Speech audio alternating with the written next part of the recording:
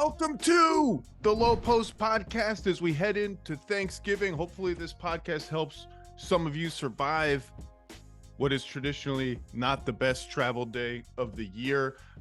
We are going to start in the Eastern Conference. We had technical difficulties with our guests, so you're just stuck with me for the first part of this podcast. The Boston Celtics and the Milwaukee Bucks highlight the next 5 days in the NBA as we all eat our turkey. And some of you normal people watch football, I guess is what people do on Thanksgiving. I do not do that, but I hear that that's a thing.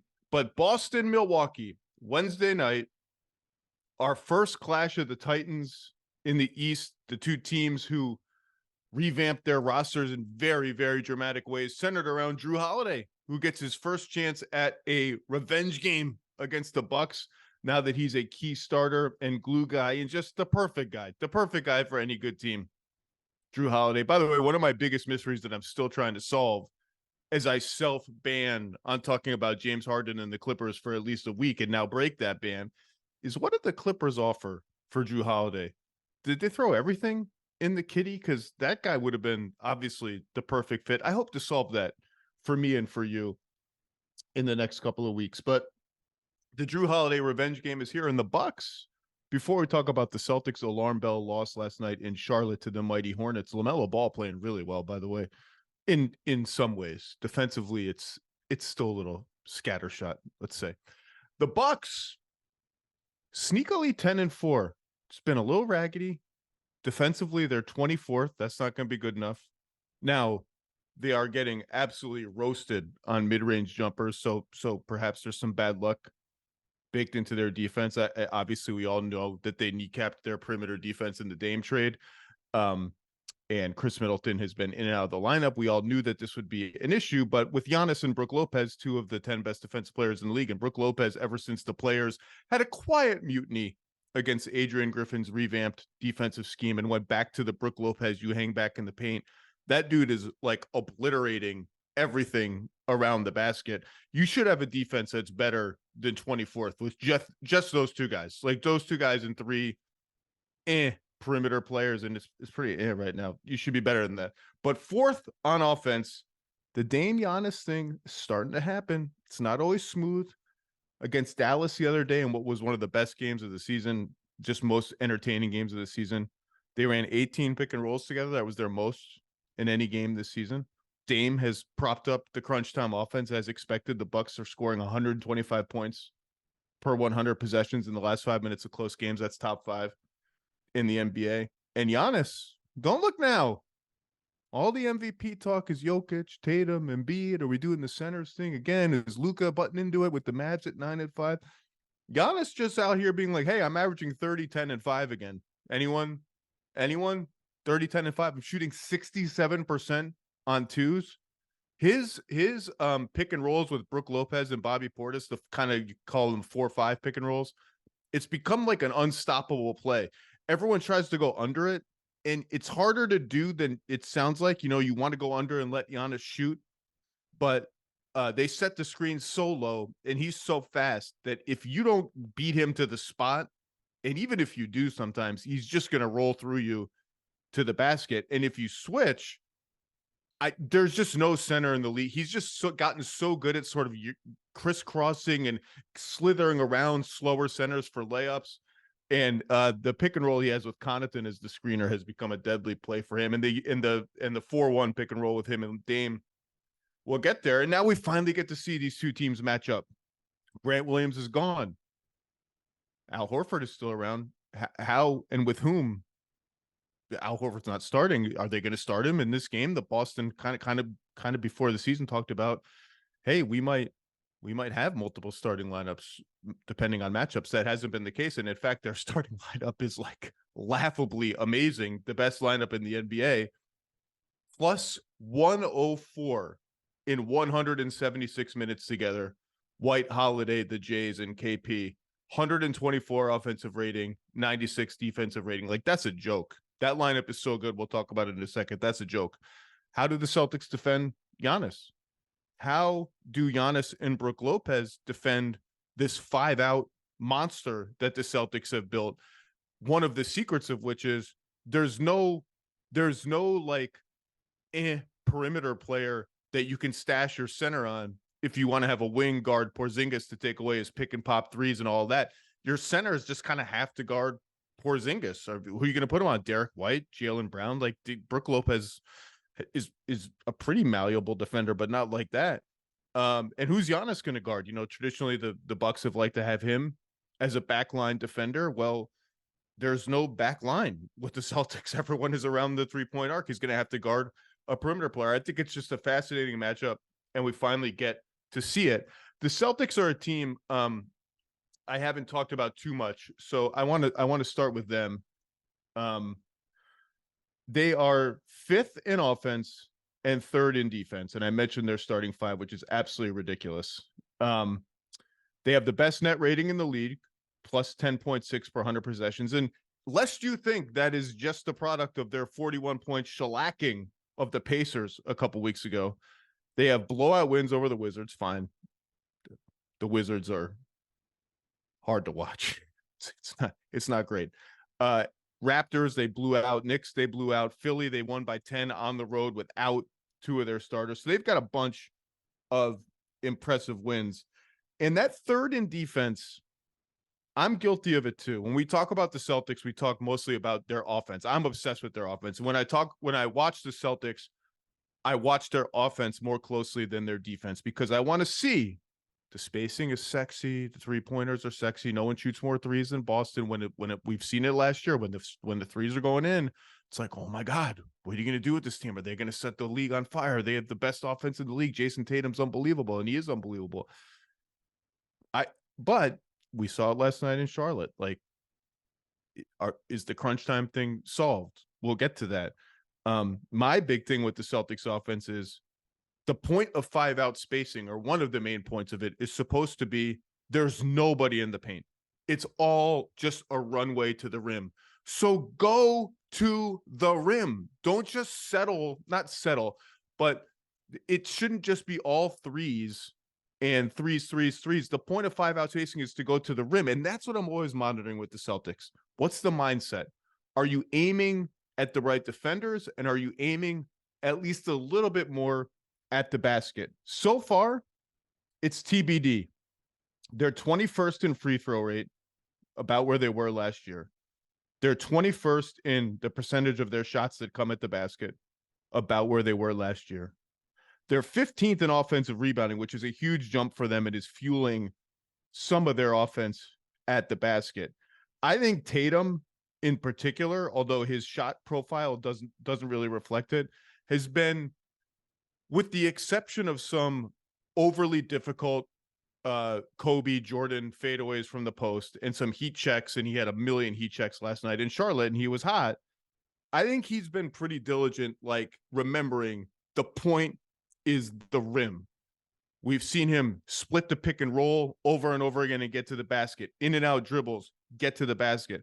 I think he and Porzingis have been smart when they run their 2-man game at not just defaulting to, well, the best thing is an open pick and pop 3 for Porzingis.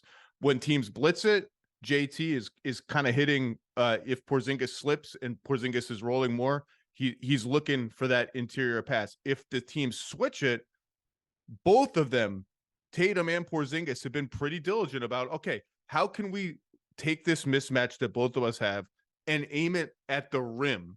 For Porzingis, that can be rolling. Like, if you try to switch, I see the switch coming, I slip it, I roll ahead of the switch, feed me the ball, I'm taller than everybody, give me like the Wembanyama lob, and I'll draw a foul at the basket. He's playing his most physical interior basketball of his career. For Tatum, it's, oh, I got a center on me. Let me resist the temptation every time to shake and bake step back 3 and just roast this dude and go to the basket. I think he's been pretty good at doing that. I think the quality of his passes has been, his assists are down. To me, qualitatively, the eye test, his passing has been better and more productive and earlier and snappier and quicker. And in the fourth quarters of some of these games, including last night's game in Charlotte, which we will talk about, it was one of my favorite kind of regular season losses. One of my just the best, most delicious kind of loss. Recently, they have been more, I would say, calculated in fourth quarters against Philly. Where's Tyrese Maxey? Let's bring him into the action with Jaylen Brown and Jason Tatum.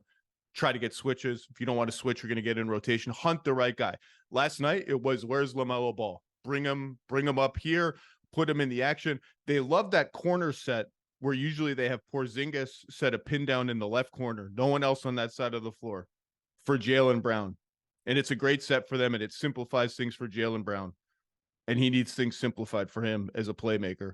Last night, they switched it up and put Hauser, who couldn't miss until last night, as the pin down guy. Why? Because Hauser had LaMelo Ball on him. That's the kind of stuff they're doing more in fourth quarters. And yet, the most delicious kind of loss. The most delicious. The Boston Celtics up 108-99 with 2 minutes left in Charlotte. Now, on a back-to-back, no Derek White, no Al Horford. I know. Hornets are not very good. Up 108-99 with 2 minutes left. They proceed in the remaining 7 minutes of the game, 2 minutes of regulation, 5 minutes of overtime, to score 10 points in 7 minutes on 14 possessions. They also missed 4 huge high leverage free throws, including 2 by Drew Holiday with 10 seconds left that could have put them up by 4 and effectively iced the game. And it's the most delicious kind of loss because it's all that latent fear in New England fans and New England fans. It's just, New England is just, it's the negativity is just simmering under the surface. The fear, the panic, the paranoia, all the lingering fear of, oh my God, we melt down in crunch time. It was all shoved down. This hot start, this starting 5, this 5-out lineup. Oh my God, it looks incredible. We're 11-2. We're blowing the doors off everybody. We kind of forgot that we're a little worried about Joe Mazzulla. We're a little worried about our crunch time offense, which is like it's latent, can shove it down. It all came back to the surface last night. Is this still a problem? And that is my favorite kind of regular season loss, because everyone starts to panic and it seeps into the discourse about the team, and it'll test the team. But I went back because I am that kind of nerd / I have problems. I rewatched all of Boston's possessions this morning, starting at that 2-minute mark. There are 14 of them if you clump together possessions in which they got an offensive rebound and kept the ball as one possession. There are 14. I went and charted all of them, and I decided as a dictator whether they were good or bad possessions. And I decided that 9 of them were good and 5 of them were bad. It didn't feel like that watching the game, and that's one of these things about crunch time late game offense. The bad, it's particularly when the result is a loss, the bad just gnaws at your brain and like shoves the good out, and you just remember these horrible possessions that start with 10 on the shot clock. Like, why are we just walking it up? I know we're trying to kill time, but can we get into it with 15 instead of 10? 5 bad, 9 good. Unfortunately for the Celtics, the 5 bad centered around one player who, if I'm setting off alarm bells about the Celtics championship viability, and by the way, I picked the Celtics to win the championship, and I feel good about that pick. So let's just sort of color this discussion with that. My finals pick for the season was Boston over Denver. I feel pretty good about that. Denver, by the way, can we just stop ejecting the stars? Jokic got tossed last night in Detroit, and the Nuggets still won because Detroit is just, it's not going great for the Pistons. Anyone who could shoot would help. And yes, 2 of their best shooters, Monty Morris and especially Bogdanovic, are injured, but still. If I have to watch any more minutes, and I didn't last night, of Marvin Bagley and James Wiseman playing together, I am going to need a barf bag next to my laptop, because it's just, I can't watch it. Okay, Celtics, 14 possessions, 9 good, 5 bad. The alarm bells are this. The 5 bad, 4 of them center around one player who is right now maybe the most intriguing player in the league as the sort of swing factor for a great team, and that's Jaylen Brown, who I just don't think is playing very well. He is at, for the season, 21 points, 5 rebounds, 3 assists, 2.5 turnovers. So almost even assist to turnover. 44% overall, 34% on threes, 52% on twos. His handle somehow looks worse. Like every time he dribbles now, I'm nervous that something bad is going to happen. It doesn't matter if he's just bringing the ball up or if he's dribbling in traffic. It feels almost worse. I don't know how it feels worse. So last night, here, I'm going to go through the bad possessions. The first one, right? The 150 of the fourth quarter. No passes. The only pass on the whole possession is Drew Holiday hands the ball to Jaylen Brown at the start of possession. He just dribbles around for the next 10 seconds and takes a fadeaway jumper that misses. Awful, terrible possession. The next ones are fine. Jaylen Brown gets a miss off a Tatum pick and roll. There's an offensive rebound. Jason Tatum, Sam Hauser pick and roll. Jason Tatum misses a layup. He missed 2 layups in crunch time last night. Then there's the Holiday isolation that results in the free throws that he misses. That was a bully ball against Melo. That's fine. Then there's the last possession of regulation for the Celtics, which I dubbed a bad possession. It didn't involve Jaylen Brown. Just a called isolation for Jason Tatum, because why would we have anything else in the bag except a called isolation for our best player? Charlotte doubles. What do you know? Charlotte doubles. Who could have seen that coming? Kick out to Sam Hauser. Contested 3 miss. We go to overtime. Then in overtime, Jaylen Brown makes a floater. Jaylen Brown pick and roll with Porzingis leads to a wide open Peyton Pritchard corner 3 on the swing. He misses it. That's fine. Jaylen Brown then draws a foul in transition. 1 out of 2 from the line. Whatever. Tatum misses another layup on a pick and roll. Then we get back to Jaylen Brown. It's a little pin down for Jaylen Brown. I like it. It's good.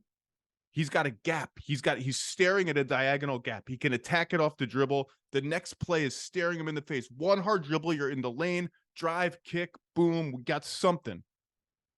Instead, he stops and freezes. Okay, we got to reset now. Peyton Pritchard comes over to set a screen. I think it was Peyton Pritchard. Nothing really happens. Horrible kind of turnaround, fadeaway, yucky jumper at the foul line. It misses. And after that, it sort of devolves from there. Tatum hits a 3 at some point, and the second to last possession of overtime for the Celtics, Tatum Porzingis pick and roll. The Hornets blitz it, kick to Jaylen Brown. It's the right pass. Tatum makes the right pass. Floor's in rotation. We got 2 on us. Everything's in chaos. Swing to Jaylen Brown on the left wing. He's got Porzingis flashing open in the paint. Hands up. It's a tough pass. There's a defender in between Jaylen Brown and Porzingis. Tough pass. And he's got Peyton Pritchard wide open in the corner right next to him. He passes to neither player, stops the offense, takes a 3, and misses it. And then Tatum gets fouled at the end of overtime, misses one of the free throws. Boston loses. My point is this. I'm worried about the way Jaylen Brown has started the season. It's hard to notice because the Celtics are 11-3 and he's averaging 21 a game, and he is an incredible shot maker when he's rolling. He's one of the best transition players in the league, and he's the master of this sort of like semi-transition backdoor cut on the baseline. I trust him in transition. Everything else just feels so forced right now. His shot selection is awful at times during all these games. Just so many difficult shots, hero shots. Like, you don't need to be the hero in the second quarter of a game where we're up by 12. Just play. And as I watch Boston, other than health, and we know they're thin, although Peyton Pritchard perked up last night and like had some bully ball drives where he was knocking people over. I was like, dude, Peyton Pritchard, what got into you? Sam Hauser's been making shots. Cornette's good. Horford's off the bench fine. I still have hope for Brissett. Celtics can make a trade and probably will make a trade for a 7th guy to fortify their team if they feel the need to. So other than health and just, which is a concern for every team, Jaylen Brown is like, I'm just watching him very closely, because if he can't recalibrate his game and his shot selection the right way and it's off kilter like this, there are going to be playoff games in the muck of crunch time where he undoes the Celtics offense and the Celtics offense undoes itself late in these games. And, look, as great as they are, your margin for error in the playoffs is pretty thin. You'll have crunch time games that you'll win. You'll have crunch time games that you lose. That's the reality of it. that equation can't tilt too far toward wobbliness if you want to win 4 playoff series. And last night it was a bad crunch time for Boston, although not that bad. Like I said, 9 of the 14 I would say were good productive possessions, and 1 of the 5 bad was the last one of regulation where they had 7 seconds to work with. Most of those possessions are bad. So I wouldn't panic about the overall crunch time offense, except it was too slow, and Jaylen Brown's shot selection wasn't great. I will say just in general on Boston, drive and kick is the defining ethos of the Celtics offense, NBA offenses in general. It's been that way for years. That's fine. Like, drive and kick, they take more threes than anyone. They're an incredible 3-point shooting team. I just don't want kick, particularly for the Celtics with their 5-out spacing, and they're just overall, like, Drew Holiday can get to the rim against smaller defenders. Tatum, Brown are powerful players. Derek White can get powerful when he wants to and kind of spin and wiggle his way in there. Porzingis is gigantic. I just don't want kick to be the default. Like, sometimes when you're getting into the paint going north-south and there's a help defender coming, you have this moment where you're like, okay, the rote play is to kick it because the help is coming and there's a 3-point shooter over here. Sometimes I just go to the rim. Like, good things will happen if you go to the rim. Sometimes it'll get blocked, but rim shots also equal offensive rebounds, also equal free throws. Like, even if the actual shot doesn't go in, there are all these other outcomes at the rim that are good and more stable than super high volume 3-point jump shooting. And that's always going to be the Celtics recipe. Lots of threes. That's how they're going to win. I get it. I'm talking like 10 possessions a game, whether it's Jason Tatum with the center on him around the arc on a switch, rim, Drew Holiday driving to the basket. He had one last night where he was at the basket.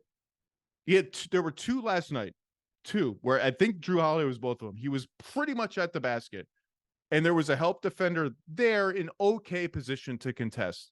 On one, he forced it and drew a foul, and I was like, "Yep, that's what I want. Give me that. Give me the free throws." And I'm not talking about the play where he ended up missing the 2 free throws at the end of regulation. It was a different one, although that is also similar. And then there was another one where I thought he had a nice shot at the rim and he kicked it out because that's what Boston's offense is supposed to do. And I was like, man, just go up at the rim. That's all I'm saying. Just like, I'm monitoring that 21st in shots at the rim, 21st in free throw rate. I'd like to see those get a little bit higher. I like the 15th in offensive rebounding. And I think that is when the Celtics offense melts down late in games. I think that's part of it, is that sort of thoughtfulness and attacking mentality drifts away, and it just becomes either hero ball or we're going to kick until we get a 3, which is fine. If it's the threes that they get when the pass comes from inside the paint to outside, those are good threes, and the Celtics are tripled down on those threes. I just like a little more rim, but their offense is obviously fine. They're 5th, and their defense, again, we don't talk about it as much because of all these issues they've had. I think their defense is absolutely legit. Porzingis has been incredible protecting the rim. We know what the big wings and guards can do. Derek White and Drew Holiday, it's like, it makes me uncomfortable on behalf of offensive players watching them have to navigate these guys. And all the fundamentals are just off the charts good. They're 2nd in opponent free throw rate, so they don't foul. They're 4th in defensive rebounding, which is outstanding for them considering they play pretty small. I think Tatum's gang rebounding in particular has been outstanding all season. And they are, I think, allowing the 5th fewest shots at the rim. Now, they had a couple defensive breakdowns too last night, by the way. Focus on the offense all you want. Jason Tatum got beat backdoor for a Gordon Hayward dunk. I think it was Tatum who missed a box out on Brandon Miller that led to a Gordon Hayward long 2 in overtime. But 5th fewest shots at the rim. They allow a lot of threes, but when you break it down, they allow the 7th fewest corner threes and a ton of above the break threes. And that's on purpose, and that's baked in to how the Celtics play. The way they drop Porzingis on the pick and roll, go over screens, and stay home on shooters, especially in the corners, you are going to allow a certain amount of pull-up threes by good shooting, ball handling point guards.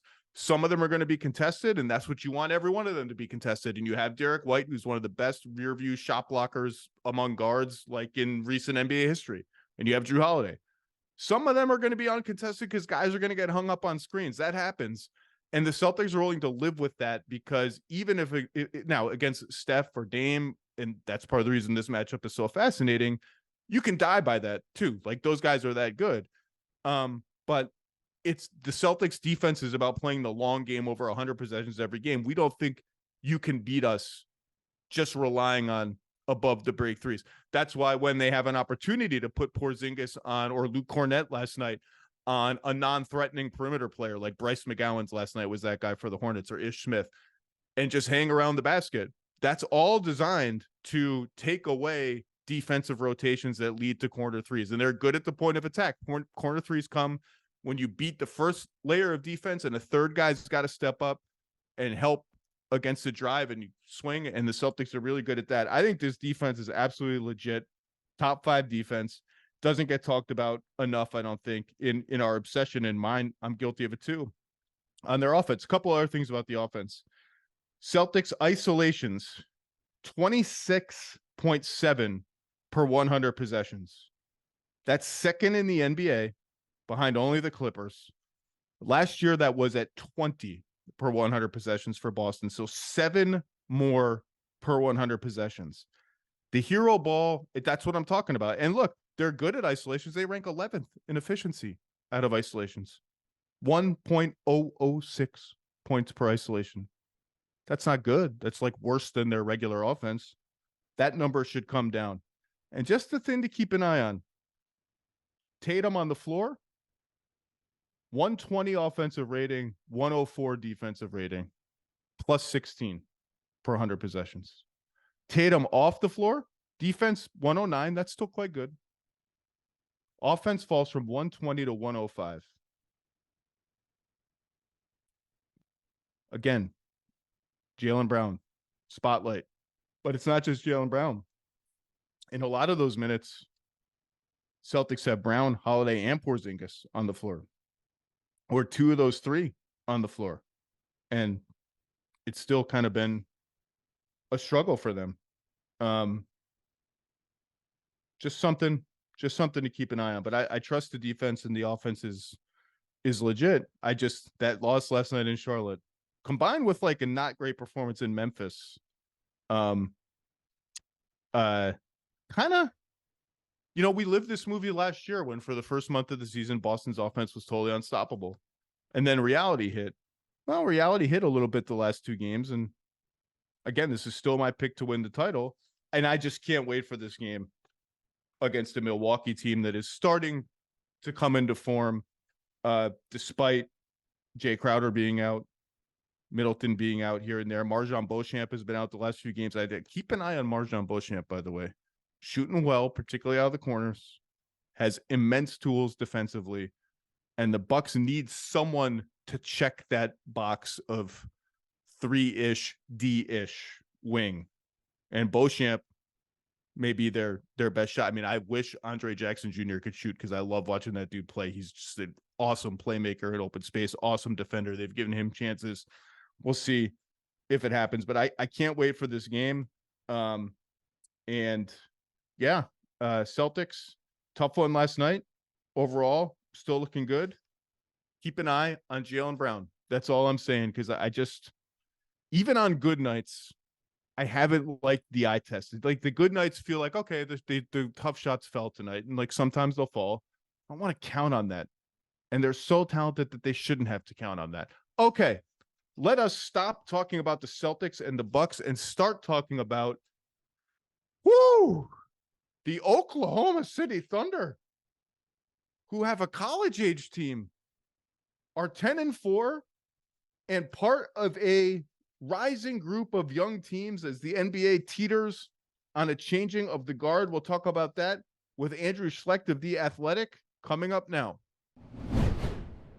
All right, let's switch gears from the top of the East to the top of the West and talk about The Oklahoma City Thunder, 10-4, 7th in offense, 6th in defense.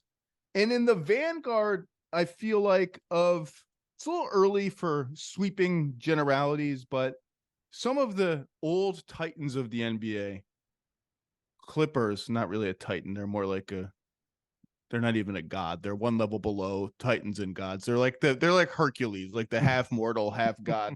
Lakers, Warriors, just kind of scuffling along, getting old. And here come. Well, when I will say this, when I ask or get asked by people around the league, GMs, agents, coaches, who are the most interesting teams in the league for the next 2 to 3 years? Yeah. Oklahoma City is default number one. Orlando is the other team that comes up all the time. And then with Indiana rising with Halliburton, Houston now 6-6, they've figured out that life on the road is tough. It just feels like there's a little changing of the guard happening around the NBA. But the Thunder, Andrew Schlecht from The Athletic, Thunder guy, Slam a Jam podcast, national voice as well. How are you, sir? I'm doing great. It feels great to be here. I'm actually broadcasting from the Classic Factory, the No Dunks Classic Factory here in Atlanta. So it's overall just an amazing day. Shout out to my friend Tass Mellis, who's been back at work of late after a scary pedestrian hit by a car accident. Just the best. Shout out to his wife, Danielle, who I've known for longer than I've known Tass. We will keep the context of that a mystery for people, and it's a funny one. Love you guys. The Thunder. Andrew, what is happening right now is completely unprecedented in the history of the NBA. If the Thunder are a 50-win team right now, today, and I look to have been wrong about the Thunder. I was thinking 43 to 46 wins. Let's hit the brakes. Young teams just generally don't play this well. Yeah. Not sure about their depth beyond Isaiah Joe, who's been unbelievable. Part of it was the difficulty of projecting exactly what Chet Holmgren would be right away. And oh my God, Chet Holmgren is the rookie of the year right now over Victor Wembanyama, 10 games in, who cares, whatever.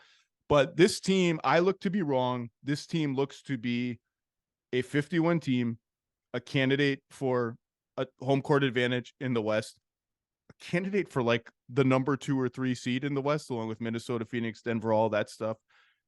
And there's never been a team this good now with this many future first round. I mean, there's never been a team with this many future first round picks anyway, but a team this good with this many chances to hit the home run of we're good. And we're picking 3rd in the draft because of this pick that we have from whatever team gives it to us. It's never happened before. And let's just start with the team as of now. 7th in offense, 6th in defense.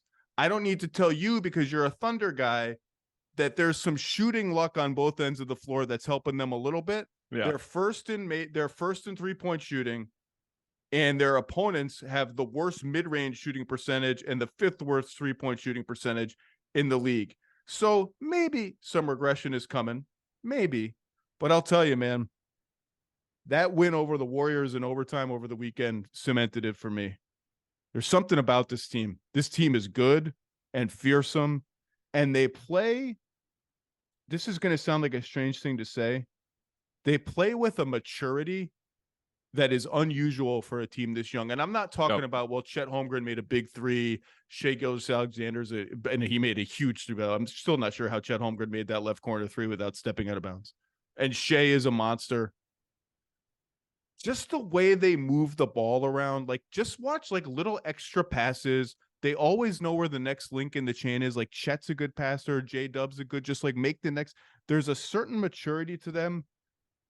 I'm surprised how good they are, and I want to start with you, just sort of like how good, like what's the expectations now?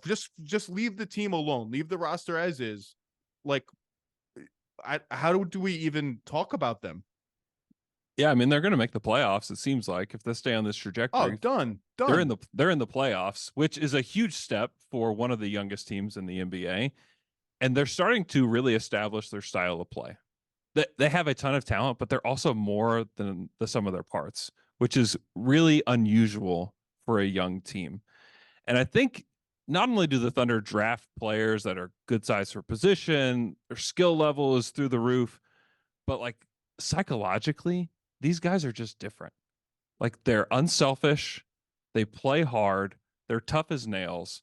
It is just a really interesting group of guys, and they're just all genuinely good, easygoing people off the court.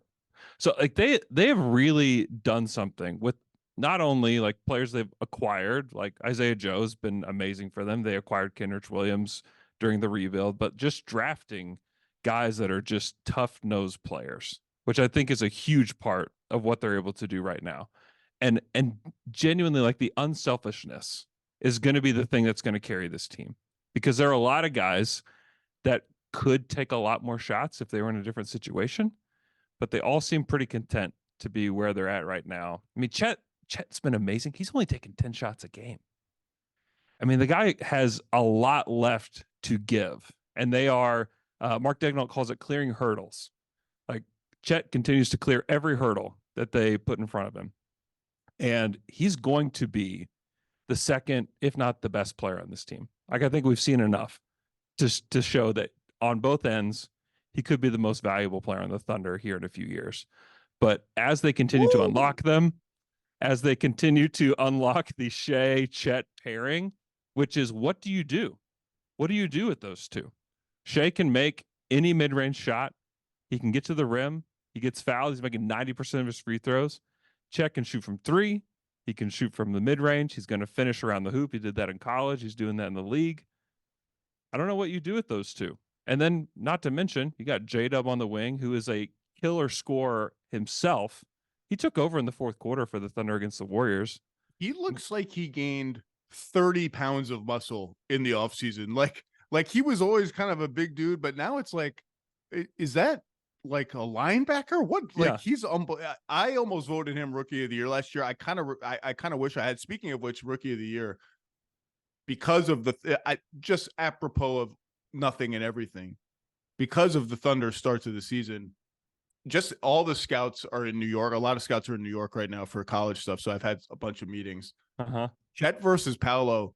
It's like Chet versus Wemby is the debate of the year. The Chet Paolo revisiting the draft debate is a hot topic right now. Hot topic. Totally different context. Like rarely do you get to be a big man who comes in with like, oh, I got a first team all NBA guard feeding me. I got Josh Giddey, who's a passing genius, feeding me. I've got J-Dub, who's a tank, feeding me. There's a pretty friendly context, but yes, please continue. Yeah. J-Dub told me that he posted a picture of himself like all bulked up during the off season. Said that he got drug tested after he posted that picture because he was so big. He does, and the cool thing about him is like he's willing to take on whatever defensive assignment they hand to him, and he's getting a lot. Like he's defended Zion Williamson this season. Like he's the guy to do that, and he looks improved. He looks like the game is slowing down for him quite a bit, and just his mid-range pull up is like it's a huge weapon for the Thunder. Step back too, step back threes, step back threes, and his dunking. I mean, he's providing a lot for them, and he has a whole lot left to give as well. And that's going to be kind of the theme, is that a lot of these guys have a lot left to give. And like, how do they establish that pecking order? Where are the sacrifices coming from? That's going to be like the number one thing on Mark Daigneault's plate, which is a great problem to have. But they're going to have to figure that out as they go. And so far, so good. But yeah, this young team it seemed impossible that they could have a young team that was as good as they were with Durant, Westbrook, Harden. And this is, maybe they don't have the high-end talent like that team did. Maybe they won't hit as like the three future MVPs on the same team. Like three future MVPs, but the depth, like Josh Giddey is a very good player. Cason Wallace is a very good player. They didn't have some of those pieces the first time around. So maybe the top talent's not the same, but throughout the roster and like the picks that you mentioned, like they have a chance to be really special. The collective in a lot of ways feels easier than it did with that team. Like Yeah. the way the pieces fit and amplify each other and are all part of the same mentality of head down, go to the rim, and we have a big man who spaces the floor at all times, so we can invert the floor. You want to use Lou Dort as a screener and have him roll to the basket? Sure. Same with any combination of guards. All of them. Yeah. Zion tangent, since you mentioned Zion, and we're going to talk about the Kings a little bit. They got blown out on a back-to-back in New Orleans last night, which is notable only for the fact that it was the first time this season. I don't know if you caught any of that game. It was kind of an game. Yeah. Zion looked like Zion. For the first time of the season, Zion was like, maybe the second time, because he had another big game recently that I didn't see. It was like, oh, there's nothing. Like Harrison Barnes might as well be me. Like it might as well be me trying to defend Zion Williamson. There's nothing anybody can do. Just put that in. And Ingram had a big game, a huge game actually, and they didn't really work in tandem. It was more like you're hot, then I'm hot, then you're hot when I'm off the floor, and I'm hot when you're off the floor. The tandem stuff is still like, I don't quite know how they work together, and that's fine. But they had a big game together, and like, okay, if Zion is going to be Zion for 55 more games or 50 more games or whatever, like, that team kind of got parked over here because half of it is injured now and always. Yep. And they've just like parked on the, okay, maybe they'll be 10th or 8th or 11th. Like, okay, like maybe a better. Okay, Thunder. You said a lot of interesting things. Kenrich Williams coming back is big for them and fortifies their depth. He's played a little backup center and a little bit backup 4 next to Chet. Isaiah Joe, what a goddamn heist. Like Sam Presti just cracked this, like did every job in the bank robbery, including driving the getaway car with Isaiah Joe in the passenger seat. Didn't even set off the alarm. No security guards were harmed in the robbery. Just like the absolute perfect robbery. That dude, I said in one of my preseason columns, he could be a sneaky 6 man of the year ballot candidate. I don't know if he'll score enough points to like traditionally kind of win the award. Is usually like an 18 point a game, 16 point a game.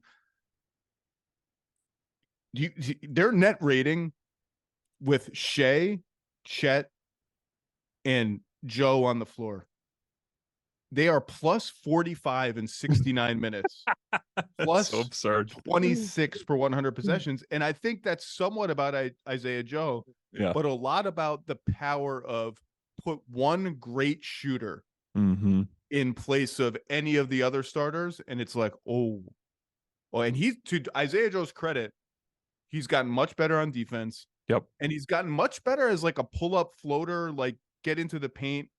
Not on a high volume, but like kind of like the Duncan Robinson transition that's happening in Milwaukee. It's like he can make play, or in Miami rather, he can make plays in the paint. And Giddey and Cason Wallace, I'm glad you brought them up. Because there's been a lot of games so far where Josh Giddey has been the odd man out in the fourth quarter. And Cason Wallace has gotten some of those minutes. Yep. And he's been cool, like literally never getting the ball. Ever. Yep. Like he's just like, can you just defend Steph Curry and will not pass you the ball one time, and your usage rate is 10%. He has a PJ Tucker level usage rate, and he's a guard who handles the ball. And he's like, cool, I'm on the floor in crunch time. Like, don't pass it to me. I'm fine. It's been very, very interesting. Yeah, Cason has been great shooting the ball too. I mean, he's 62% from the field, 54% from 3. When he does shoot, he's 100% from the free throw line. He's only taken a few. But when he shoots the ball, he's making it. And they do a lot of interesting things with him. He's a screener a lot. He's in the dunker spot. He spaces to the corner. He's doing a little bit of everything for them. And they feel comfortable putting him in weird spots. And this is like a Mark Daigneault thing. They want to test all their guys. They did this with J-Dub early last season, where they want to put them in as many situations possible. And they're doing it with Cason Wallace right now.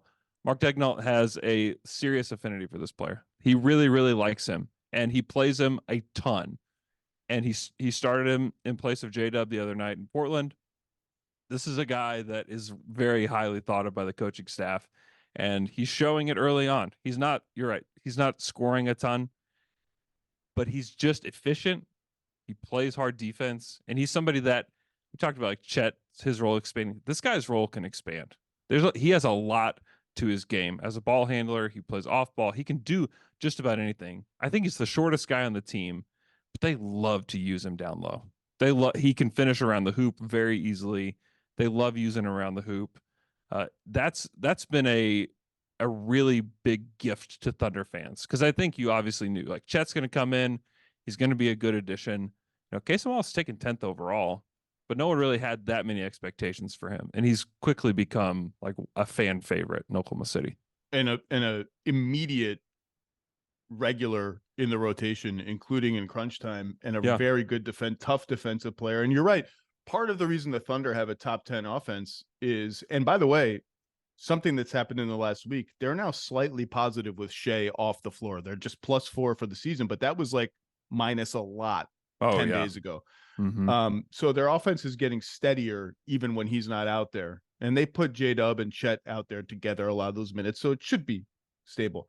But part of it is you just kind of never know where anyone is going to be other than Shea, and sometimes including Shea when they use him as a screener. It's like, who's screening for who? Where's now Casey Wallace is in the dunker spot? Like, what's going on with all these perimeter guys? Now, they can't get a rebound on either end of the floor, right? Which is the price for playing small. But Mark Daigneault, I think I had him second in Coach of the Year last year, maybe third. There aren't many coaches that are doing more creative stuff on offense than he is. He's just kind of black box that nobody really knows much about nationally. If I could profile, if you gave me infinite access to any team's coach to write a profile, which will never happen with Oklahoma City, I would choose Mark Daigneault, and the headline would be, "Who in the hell is Mark Daigneault, and how is this happening?" Because he's really, really good. Yeah, his story is unbelievable, and I hope to tell it with him on my podcast, Down to Dunk, at some point. That is like a hope and prayer of mine, is that I will get Mark Daigneault on the podcast on Down to Dunk to talk about his career, because it is one of the most unlikely NBA coaches ever. I mean, if you replay his life 100 times, he's the coach once, probably. It is really astounding, and he is creative, and some of that is he's given the liberty to be creative because he has so many playmakers on the team. And that was something that even locally people are like, why are the Thunder drafting all these playmakers? There's only one ball, how are we going to do this? Because they have so many playmakers and they have unselfish playmakers, they can do just about anything. They have these inverted pick and rolls. I saw them run a Mitsic Chet pick and roll where Mitsic was the screener in the preseason. Yeah, sure. Why not? Which is just, I mean, what do you even do with that? I think they're playing the Pistons. They were just so confused that the Thunder just easily scored. But the fact that they can have any of these guys handling, including Chet, who in transition is just a absolute monster. Grabs the ball off the rim. He's not somebody that's just going to bring the ball up the court and dish it off. Like, he can take it the distance. And he is, we're just scratching the surface of what we know about Chet, but his grab and go ability is real. It's very, very fun. I think back a lot to a conversation I had with somebody from the Raptors when they traded for Marc Gasol the year they won the championship. And I remember being a little mildly surprised by the trade because they had Valanciunas, who went out in the trade, and they had Ibaka. So they had two centers. Just didn't feel like a position of weakness to me. And this person said to me, yeah, but you got to understand, like, we need another guy who, when it gets real nasty, the crowd's real loud, and the defense is swirling around, feisty against the best teams, another guy who just makes good decisions every time and makes them fast. And Jonas is not that guy, and Mark is. And I thought about that in that Warriors game. We think about playmaking often as like, all right, like Luka playmaking, Trey playmaking, like guy gets the ball up top, draws two, really cool pass to the corner. But in the muck of it, sometimes playmaking is like Chet catches the ball 16 feet from the rim on the baseline in like a weird spot, floor's in flux, everyone's moving around, and you got to make the next right pass. And it could be a weird pass to like so-and-so at the foul line. And like, they have a bunch of guys who make that pass really, really well. So here's my question for you. This is the big question, the one that we're spitballing, everyone in the league is spitballing. Got all these picks, million picks. You got Bertan's salary.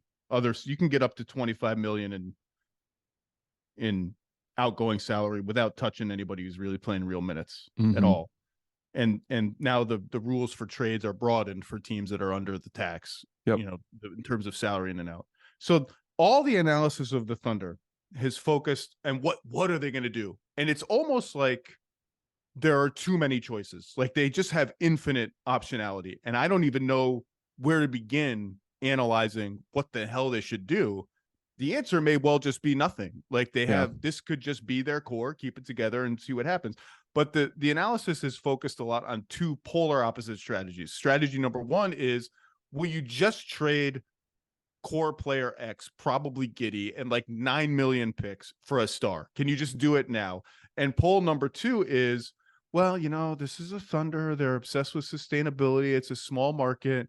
Like down the line, are they going to be able to pay anybody? Probably going to be Harden 2.0, where they trade one of these guys down the line when we get to 26, 27, and they're all on big contracts, Chet, Giddey, Jaylen, Shea, for future picks and keep the cycle going.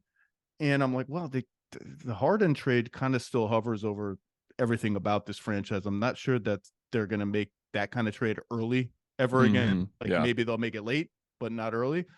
But in between those spaces is a gigantic canyon of possibilities, including short-term upgrades that are not like the 5 picks in Giddey for superstar X, who's not really even available, and you don't control those situations. And I just wonder, as someone who knows this team intimately, what do you think about those polls? And like, if this team is this good, it cracks open that discussion of like, is there a trade we can make this season that is a little smaller scale, somehow fits our salary structure and our timeline? Because we got to look ahead to 26, 27, when all those guys are going to be on, maybe all of them on max deals, and plan accordingly. Is there something we can do to like beef up our bench a little bit? We might not even need a starter. Our starting lineup is like plus 10 per 100 possessions. What do you think of all these options? Is this even the right way to frame it? I think there are still a lot of questions to be answered about the roster, and especially some of the back end guys. Like, how good is Vasilij Micić? Like, is he gonna be an NBA player? Can you play him in the playoffs? I don't Ousmane Dieng, who's vanished recently. Ousmane Dieng, who's playing with the Blue. I mean, they expended 3 first-round picks to get him. I don't think the expectations that he was going to play big minutes this season, but I think they want to figure that out. And to me, if you were going to make a trade, it would be for like a bigger forward that can defend and shoot. But that's kind of what they hope Dieng can be. And so I think that where this is headed is perhaps we see another deal that looks a little bit like the Bertans deal, or that looks like the Dario Saric deal at the trade deadline last year, where it's, hey, this is really for the pick, or this is really to turn one of our middling first-round picks in the future into a much better first-round pick in the future kind of trade. And then we get a player back. We just so happen to get somebody back, and we deal Bertans and Poku, and then, call it a day. Like, I can see that happening, but I don't really foresee them looking at the market and saying, like, who can we add here? I think they need to play a playoff series before they can really know that. I think they need to know exactly what they have through a playoff series. Maybe they, get swept in the first round or something, and it's like, oh, the glaring need is X. And we have the first round picks. We have the young players. We have whatever we need to go get that. I think if this team does win 50 games, and it's mostly with this group, they can make, then I think you can feel comfortable making a deal next summer or before the season, or even in the season next year.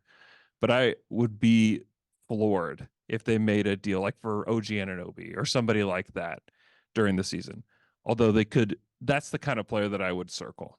They need a big forward to play next to Chet that can shoot the ball, that can defend some of the best perimeter guys, and then you just let Chet, Shea, J-Dub cook.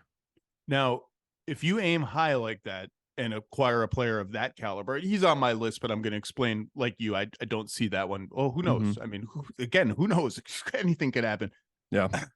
If you if you got that player, who comes off the bench? If like Josh Giddey is not in the deal, it's probably Josh Giddey. Okay, that answers question number one. Because, like I said, their starting lineup is pretty damn good, and like Yeah.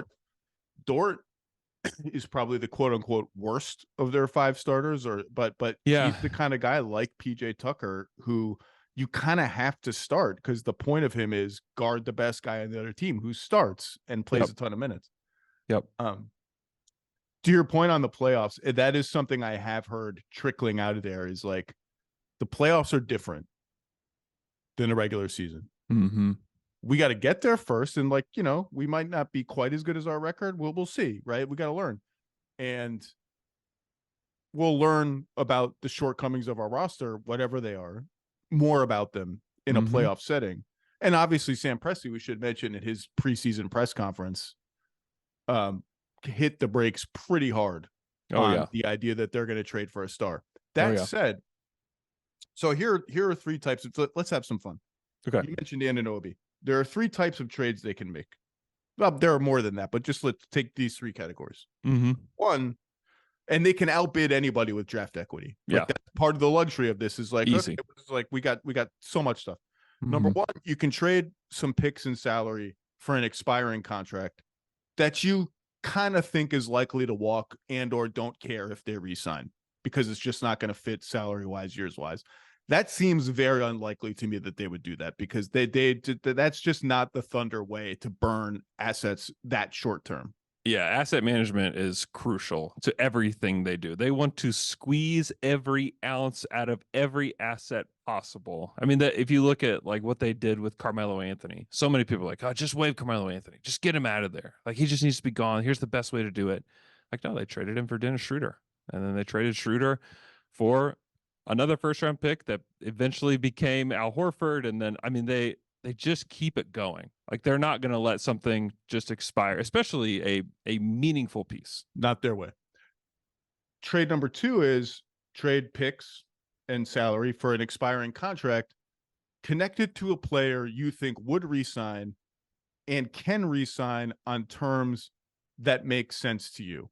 So that's where Anunoby would come in, except Anunoby's going to want like 4 years, gigantic amount of money, which isn't necessarily a deal breaker because you have this cushion until 26, 27 when all these guys are getting paid. And if you decide you get a guy that good and you decide, well, he's more important to us than Josh Giddey or Jalen Williams, which seems unlikely to me, but whoever, then you can trade the other guy if you don't trade that guy to get this person in the first place. However, the ideal candidate is someone who like, okay, I can re-sign this guy on a short deal that gets out of our books before the bill comes due in 26, 27. So are you willing to take a 1+1, a 2+1, something like that? That guy's harder to find. Bojan Bogdanovic was my favorite candidate for that kind of trade. Shooting. Now this team leads the league in 3-point shooting. Maybe they don't need any shooting, but big forward, a little older, a little more deliberate than the Thunder style. Don't love it. Anyone else come to mind for you that fits that bill? Honestly, there's not anybody that comes to mind. I also just wonder about Isaiah Joe, who's got an expiring deal after next season. Like, can they even keep him around? Like, he's going to come on the list of like players that need 18 million or 20 million. Mid-level at the minimum. Yeah. And so I don't have a lot on my mind because I can't dig in because I just don't think it's going to happen. I'm going to throw 2 names at you. Throw me some names, Zach. You're throwing cold water on my face, and that's yes, fine. This is I'm a wet blanket. I've been called that many times. It's part of my job where if I'm going to do this, I'm actually going to go through the exercise of it. So then I just tried to find the dream player. Okay. The player who is a big forward on a contract that fits either salary wise or this timetable where I want it either ticked off or ticking off by 26, 27. A guy who can help us right now because we are good enough to justify trying to win everything right now. Every chance you get is precious. We've already learned that lesson. We don't need to revisit that. You're never guaranteed another trip to whatever. We all know. Yep. And could be available for an outlay of draft picks that is not outrageous. Does PJ Washington do anything for you? Ooh, I like PJ Washington. Is he a tweener in the wrong way though? Like, is he going to be somebody that you can really feel comfortable next to Chet, like big minutes? Like, I don't know. See that much better than Kenrich Williams. And but by the way, these are guys that I'm aiming at. Like maybe they come off the bench. Maybe we don't mess Yeah. with this starting lineup. So PJ Yeah. Washington came off the bench last night for Charlotte for the first time this season. Mm-hmm. Just a name that again, it's hard to find this player who checks this box. It's hard. A player whose salary extends to 26-27, but declines and expires that season. Keldon Johnson. I just don't know that he fits the way the Thunder play. I just don't drive a lot. He drives a lot. He does drive a lot. I wonder how comfortable he would be coming to the Thunder, especially on a deal that's going to expire, and say, "Hey, Keldon Johnson, you're going to play a much smaller role here with the Thunder. Are you comfortable taking 7 shots a game?" Well, he's under contract for 4 more years, so he doesn't have to worry about his money. Yeah, that's true. You got to worry about his money. Yeah, that's a no for me, Keldon Johnson. Then this goes back to, like, I went through the exercise. I went through all 30 teams, 29 other teams.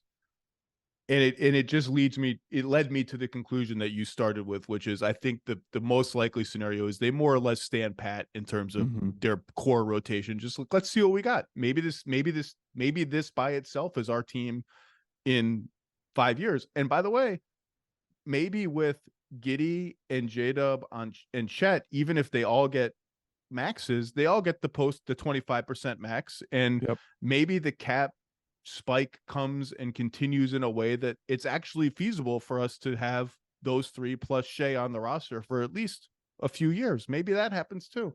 Yeah. But this team, go ahead. I was going to say you have expansion coming. You have potentially a new arena in Oklahoma City. You have the new TV deal. So like there are different revenue streams that are going to come in at a pretty good timing for the Thunder and this group. So there is a good chance that they give all those guys maxes, feel comfortable for a few year stretch paying those guys. And I think you're right. Like they're not going to make the hard mistake again. I think if you could go back and redo everything, maybe you still trade him, but maybe you wait a year. Maybe you give it another year. Maybe you let yourself have one more run and then you make the deal. So I can foresee them just standing pat with this group and trying to move forward. But you know what? This is the cushy time for the Thunder. Like this is the fun part. Like this is the absolute fun part for the fan base, for the front office, for the team. We all know that it doesn't last for everybody. Like it's going to rain on the Thunder franchise at some point. Like it's coming. And I don't think that they're unprepared for it. I think that they're ready. I think they're more ready than they were last time. But that win in Golden State in overtime, in a game that the Warriors were desperate to get. Yeah. They finally ended their losing streak at home last night against the Rockets, who we're going to talk about in a minute. That was one of those wins that you just in Sharpie write down like, okay, this is a real team. It's like I talk about this all the time. Sacramento winning game 6 in Golden State last year stamped them as like, all right, this is a real team. This team's got guts. It's got courage. It's got poise. It's a real team. Mm-hmm. This wasn't a playoff game, but like that was oh boy. And I don't look, Chet. I hope the nasty and the trash talk never gets like thundered out of Chet Holmgren. I love that he went on Wembanyama's offensive foul on Twitter in the preseason. Remember that? And I love that the slow-mo replays of him after hitting that 3 in Golden State caught him saying some choice words with a very mean face. I love every bit of it. Every team needs a little bit of that. And although the other guys aren't as verbal and don't have as much gusto with it, there is a nastiness to this team that I really like. The physicality of Dort and Jaylen Williams. Shea plays with just such, and I mean this in a good way, such an arrogant bravado to his, like, I can get whatever I want, whenever I want, and I know it. Like, this team is absolutely for real. I'm going to be wrong saying that they were a 44, 43, 45, 46 win team. They're going to be better than that. Before we move around some of these other young teams real quickly, is there anything you wanted to hit about this team that we didn't hit? Yeah, I mean, I think that maybe there were some lingering questions about who Shea is, but he's shown up and has averaged basically 30 points a game this season. And he's not getting to the free throw line. He's doing it a little bit differently than he did last year. He's shooting 6.5 free throws per game. He is just murdering in the mid range and is getting whatever he wants whenever he wants. And adding Chet has just helped that tremendously. Shea has entered the rare category of players that my wife will knock on my office door, be like, "Why are you laughing so hard?" Like Jokic, it's like the Jokic group where it's like, and I'm like, yeah, Shea just did this thing in the mid range that was just like comical, like just straight up like, what the fuck are you supposed to do about that? Like a whole lot of nothing. So he's in the Jokic group. Okay, can we go around the horn on 3 young teams? I mentioned this changing of the guard kind of thing that's happening. I did the Pacers a couple weeks ago, so we'll leave them aside. Tyrese Halliburton is just unbelievable. Yeah. And the amount of Tyrese Halliburton regret pinging around the top 11 in that draft is growing deeper and deeper and deeper, especially with every pouty Chicago Bulls loss. Ooh. Oh boy. Yeah, I've been on Pat Williams Island for 4 years, and I've watched all the residents around me hop on planes to other archipelagos, whatever is okay. The other team I mentioned that people constantly bring up is like, keep an eye on this team. It's not Oklahoma City in terms of draft equity. They've already used a lot of the equity they got in trades, but something's cooking there. The Orlando Magic are 8-5. They have the number 1 defense in the entire NBA. They have, under Jamal Mosley, sort of become like very quietly this bully ball team. They're first in free throw rate, first in number of shots at the rim, and there's nothing in their defensive metrics that suggests that there's a lot of luck happening there. Now, they can't shoot on offense at all. They're 25th in offense. But they've got Franz and they've got Paulo. And then it's sort of like everyone's kind of waiting to see, like, is there another move to be made? When is that other move going to be made? What are all these guards amounting to? No, I'm officially in on Jalen Suggs. I'm in. I want him on my team. I know his shooting has been a struggle, 34% on threes, 47% on twos.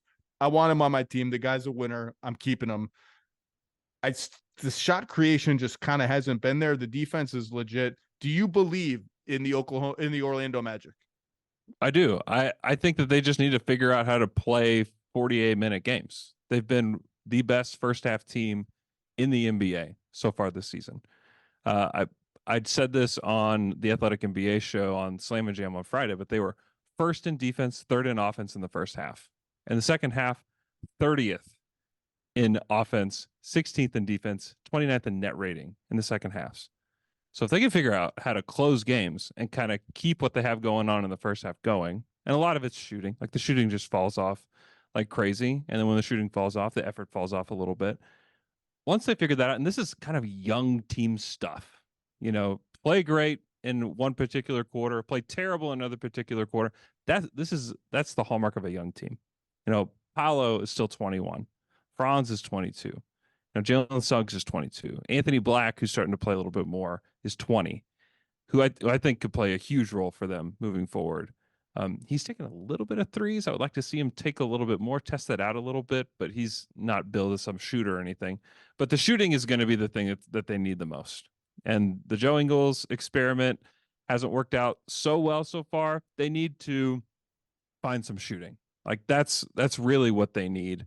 But they're on their way. I mean, I think that they've got some really high-level young players. It's going to take a little bit more time, but boy, I like what the Magic are building. Your point about shooting, they're 27th in three-point shooting, 30th out of 30 in mid-range shooting, and 20th at the rim. In total, if an average team had their shot selection, like where the shots come from on the court, they would be number 1 in effective field goal percentage. The Magic are 27th in effective field goal percentage. Both Franz and Paolo are shooting poorly, and the guards are just kind of a mystery box. Now, Fultz has been hurt. for a few games.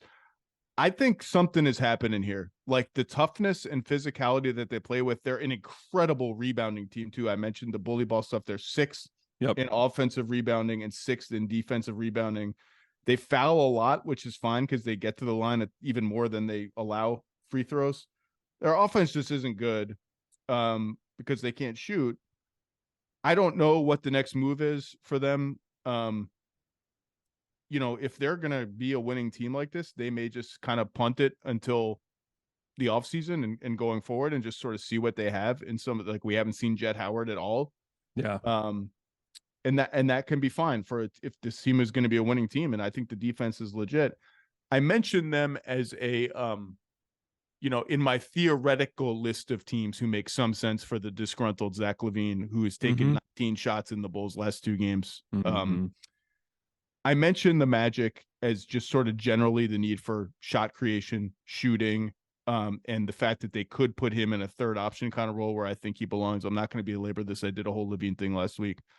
The more I think about it, the more I'm like, I don't think that's the one for me if I'm Orlando. It doesn't fit everything that I'm doing.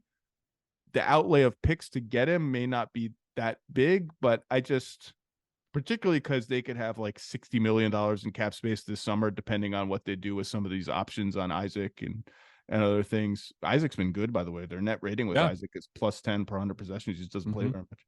I just like, that's not the one. I'm going to live to fight another day on that one. But this is something fun is happening in Orlando. Yeah. And I just would love to see more shot creation development from Paolo and Franz. Like those are your guys. Like you have to let them cook. I wouldn't want to bring in somebody that's going to take 20 shots a game from this pool of shots. I'd rather put in more complementary guys that can just shoot the basketball. And it's not always easy to find, but if they can find a few of those guys, just put them around. Maybe it's Caleb Houston who can shoot it a little bit. Jet Howard. Maybe they give those guys a shot here, but I don't know. I like what they're doing. I think they're on a fine track. Don't do anything, Magic. Just stay the course. Rapid fire, a couple more teams that I haven't talked that much about that are in this category. This team's a little ahead and proven. I just want to hit the Kings, who have had a weird season because Fox has missed a few games. They are 8-4, I believe. No, 8-5. Sorry, 8-5. They got the doors blowing off them in New Orleans last night, but they are 6-2 with De'Aaron Fox, +6 per 100 possessions with him on the floor. I was high on the Kings coming into the season. I think their over-under was 44.5. I was like, over. They proved something to me. They have continuity. That Warriors series really showed me something. I still feel pretty good about that, particularly the record with Fox. Their defense has actually been kind of okay so far this season. Teams are still shooting like gangbusters at the rim and on threes, and it's the second year in a row that's happened. That just may be the Kings. It's just like we know Sabonis is a rim protector, isn't scaring anybody. And the thing about the Kings on the wing is they're not very big. And so the shot contest, you hear this from some of their coaches, like maybe it's just our size. Like we can't contest shots that well. But I think this is a legit good team. And Fox is just, he's averaging 30 a game, and he's a guy. Like he's not quite Shea, but he's really, really good and can get his shot wherever he wants. What interests you about the Kings? Well, they're just not even shooting the ball that well yet. And they're going to. Like that's on its way. I mean, Keegan Murray hasn't shot the ball well yet. And you can still you can see the improvements that he's made as a player. Like overall as a player, he's improved. His shot isn't falling yet. He's taking 7 threes a game. I love that. Keep taking 7 threes a game, Keegan Murray, because that shot's going to fall at some point. He's at 28% from 3. Once that rises, that's going to help the team so much. Kevin Huerter started to shoot a little bit better too. I just think they're fast as lightning. They make quick decisions. Sabonis has been awesome so far this season. 20-12-7 for Domas, shooting 62% from the field. He's been former Thunder power forward, Domantas Sabonis. Former stretch 4 for the Thunder. He's been impressive. I just think the shooting is going to come. It's going to happen. They're going to have a few weeks where they're just going to be lights out, and that offensive rating is going to rise. The 3-point percentage is going to rise. They are who they are. Is this a team that can make it far in the playoffs? It doesn't feel like it, just because when things slow down, like you said, the defense is just not going to be there. But for the regular season, like, this team is awesome. And if you don't make the playoffs for 16 years in a row, and this is the team that you get, you should be so happy. Light the beam. Like, this is good. I think they can do damage in the playoffs. Okay. I think they would have beaten the Warriors last year had Mhm. De'Aaron Fox not broken the tip of his index finger on his shooting hand Yeah. in game 4, I believe, of that series. Yeah. I think they win that series. Now, if not, that they still like to take it to 7 and require a Steph 50 burger. Everything's a burger these days. 50 burger in game 7. Like, that was a solid showing for them. You mentioned when things slow down. The thing about the Kings that I love is they don't slow down. Like, they don't believe in this, like, the game changes. It's true. It's like, we're going to just do our stuff. And the best thing about Sabonis, not the best, but one of the best things is he's an incredible rebounder. Yeah. They are second in defensive rebounding, which is critical for them because all of that turns into, like, Fox just hit a layup. Like, just immediate, like, oh, there goes De'Aaron Fox. Beep, beep. Can't do anything to stop him. This team, I have no hard reporting on this. I said it before the season. I would just watch the Kings on the trade market. They owe 1 pick to Atlanta via the Herter deal, and that's it. And that expires fairly soon. It's not one of those things that encumbers them forever. And when people ask me about the Kings, how far can they, we talk about it on NBA Today quite a bit. Like, how far can what are the Kings really? How far can they, like when they blew the Lakers out last week, it spawned this, like, what is this team? And I said, I think they're a good team, can win around in the playoffs. Maybe if the matchups break right or you're healthy as they always seem to be, maybe 2 if you got real lucky. I just don't think, apologies to all these players who are all fine players, I don't think you can be a serious, capital S serious team if you're starting 2, 3, and 4 are Kevin Herter, Keegan Murray, who's going to be very good, but is young, and Harrison Barnes. I just don't think that's good enough on just a raw talent level. And I think this team is eager to be good enough. I think they have the ammo to get in on some of these discussions. I mentioned them as a Levine possibility. Don't love it because I just don't know that there's any roadmap to, like, a top 20 defense built around Fox, Levine, and Sabonis. Offensively, that's the right role for him. Third option, cut, finish, shoot threes, run in transition. Perfect fit offensively. So in that sense, I could see it. Like, let's just be number 1 in offense and number 20 in defense and see where it gets us. They have the salary to do it starting January 15, I think. Don't love it. Again, I just, depending on the prices, don't love it defensively, but I think they're going to, again, I have no hard reporting. This is just common sense. And I think they're going to be an active, just sniffing around in the next 6 to 18 months for, like, another piece next to Fox and Sabonis. Yeah. And they're trying stuff with the bench. I mean, they traded for Chris Duarte. They're starting to use him. He's played a little bit better recently, but has not played great out of the gate. I'm kind of a Keon Ellis guy.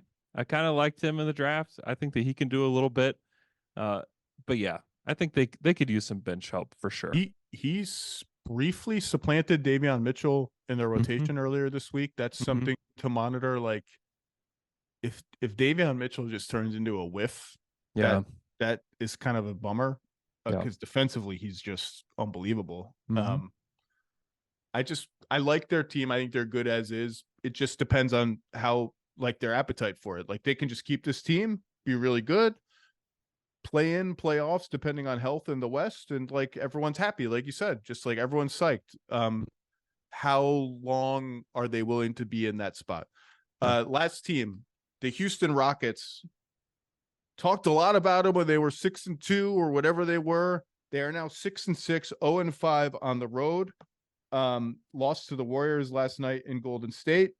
Congrats to the Warriors. They really needed that one. I am all warriored out discussion wise. That tends to happen when there's a Draymond thing, and there was obviously a Draymond thing.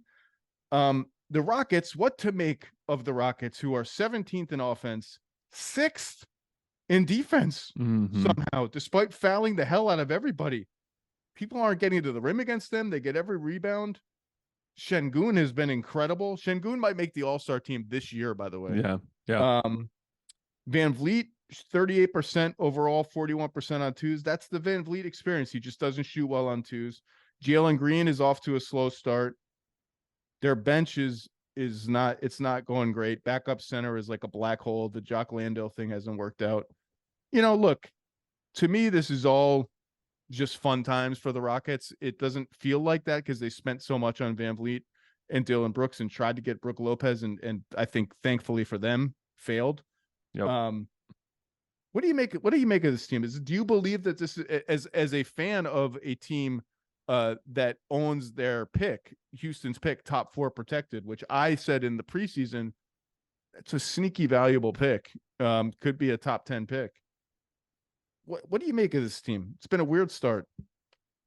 I mean, Şengün's for real. It's like the kind of the first thing that I make of it. It's like he can just Şengün is a star. He can just offensive player. Yep. He play around the hoop just as well as just about anybody. He rebounds. Incredible passer. He's really good. I mean, Van Vliet and Dylan Brooks are filling their roles for them. They're playing Jeff Green, a good amount. I'm just a little disappointed. At backup 5, Jeff Green and Jayshawn Tate are kind of like co-backup centers. It's like not necessarily the way it was planned. Yeah, doesn't seem like it. I'm a little disappointed that and what you want out of this is for Van Vliet and Dylan Brooks to accentuate the young guys and for them to rise up and to be the guys that actually take your team somewhere. And Şengün has done that. Jalen Green has had a disappointing start. They can't play him in some spots. Defensively, he's a mess. He loves to create one-on-one, and he's pretty good at it, but that he's still a work in progress. Jabari Smith Jr. has had a much lesser role because he kind of occupies some of the same stuff that like Dylan Brooks would do and these other guys. So I don't like it for that because I do think Jabari Smith can be a very good NBA player. And I think he still will be. But the fact that he's not really getting the chance to shine, I don't love that. But I mean, they're going to have a chance to make the play in. Like they're going to be competitive. I mean, they've lost 3 games in a row, but they were all super competitive to good teams. Again, good teams that really needed to win those games. Yeah. I mean, the Clippers, who needed to win more than the Clippers did? Lost to the Lakers by 1.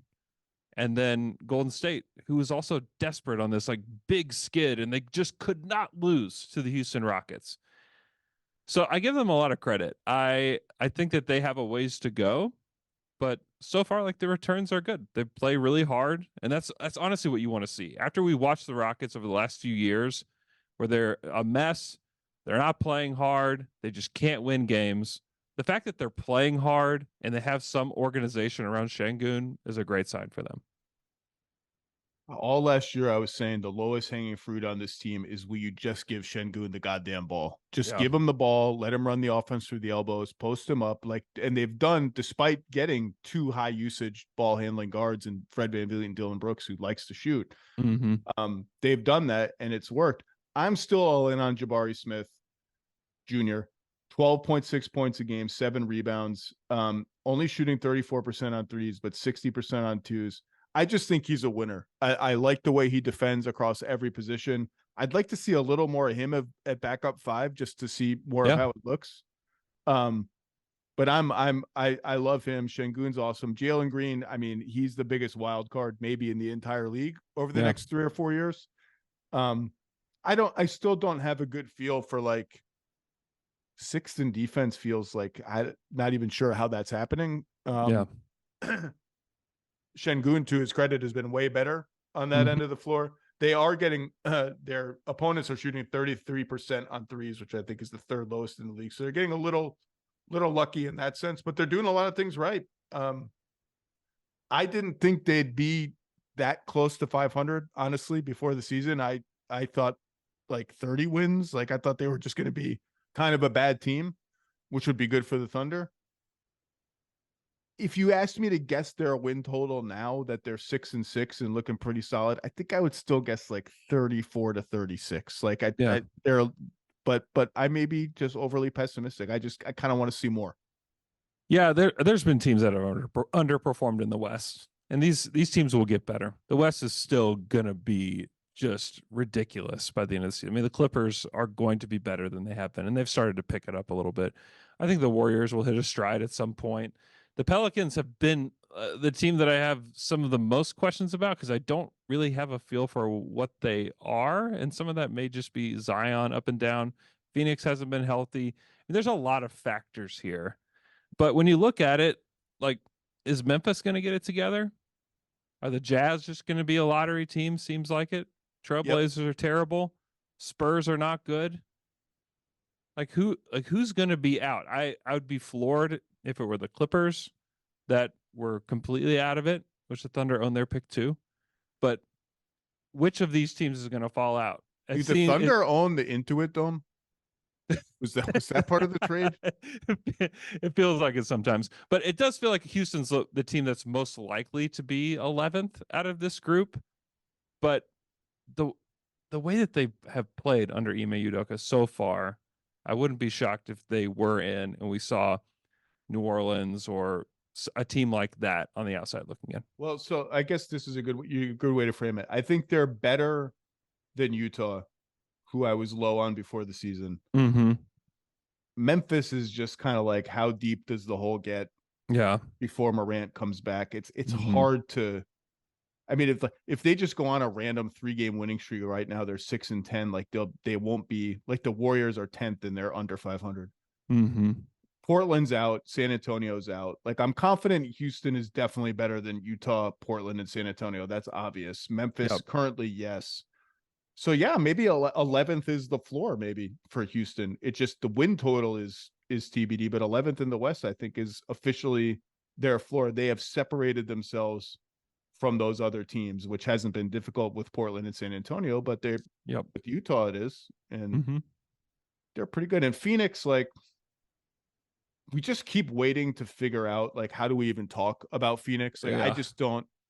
In New Orleans is a city, like New Orleans, I can't even. Every New Orleans game I watch, I'm like, oh, that guy's in street clothes. Oh, what happened to Larry Nance? Larry Nance is out tonight. Oh, Herb's back. Herb Jones is back. Just blocked a shot and went out for a dunk. And oh, Jordan Hawkins is taking 19 shots tonight. Okay. I like Jordan Hawkins. Najee Marshall's back. I don't know. Jose Alvarado came back last night and got a huge ovation from the crowd. That was an awesome moment.